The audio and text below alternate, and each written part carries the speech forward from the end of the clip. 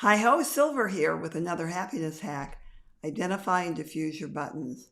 Now this is happiness hack number 4, and last week we talked about happiness hack number 3, which is to stop struggling and seek solutions.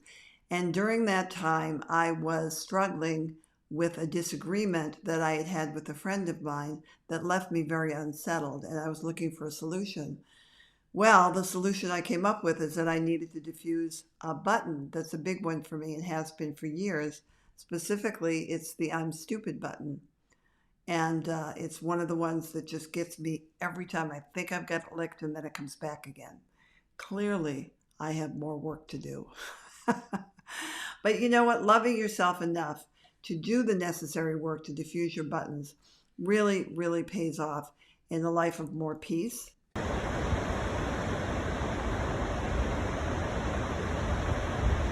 God, I love that sound.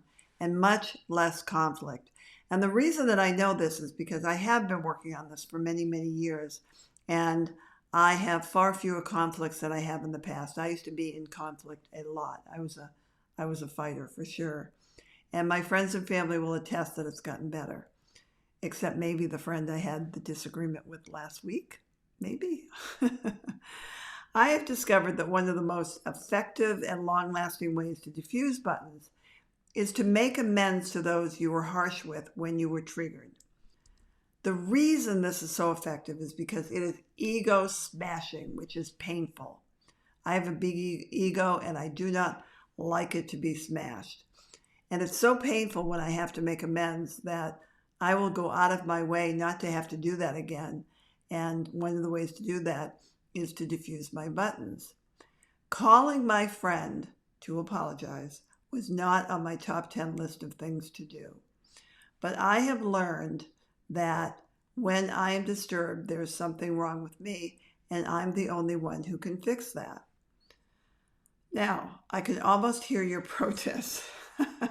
But Silver, what if they are wrong? What if it is their fault? I know this one. You don't have to call them to tell them you were wrong. That's not what I'm asking you to do. I'm asking you to make amends for what your reaction was to whatever the conflict was. And so what I have learned to do is to say something like, you don't deserve to be spoken to that way. What can I do to make it right? Not admitting that they were right or wrong, just saying you don't deserve to be spoken to that way or treated that way. What can I do to make it right?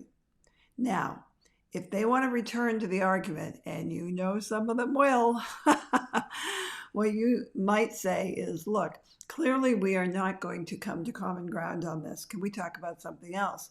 But if they insist, which many of them will, then you might want to just listen. Just listen, because you're not going to convince them clearly. And if, in fact, you can feel yourself wanting to engage again, want to get back in there, then that's a clue that you haven't completely diffused that button and that there's more work to do. And that's a gift to yourself to do that work. When you become committed to cleaning up any mess that you make, you will become more diligent about not making messes. Remember, you attract more of what you focus on. When you focus on keeping your side of the street clean, without worrying about their side, your life will be much more peaceful.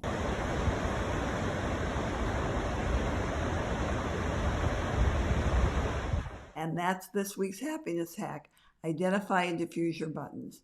And remember, you deserve to be happy, and diffusing those buttons will help. And it is possible. Bye for now.